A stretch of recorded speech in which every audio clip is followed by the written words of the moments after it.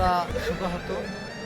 মহান রাব্বুল আলামিন আল্লাহর কাছে আমার প্রার্থনা থাকবে যাতে আল্লাহ তার সমস্ত গুনাহ ক্ষমা করে দেয়, তাকে জান্নাতবাসী করে, এবং আপনারা সকলে দোয়া করবেন তার শোক সন্তপ্ত পরিবারবর্গ যাতে সে এই শোক কাটিয়ে উঠতে পারে, এবং আপনারা সকলে তার পরিবারের পাশে থাকার চেষ্টা করবেন।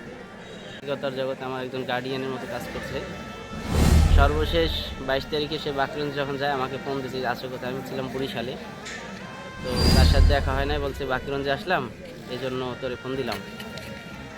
আমি 22 তারিখে ঢাকা যাই, 23 তারিখ রাত্রে আমি তাকে ফোন দিই 9টা নাগাদ, জিজ্ঞেস করলাম কেমন আছেন, কই আছেন, বলে আমি ঢাকায় আসছি সকালে। সেই লোকটা এভাবে চলে যাবে আসলে বুঝতে পারিনি, সত্যি মর্মত।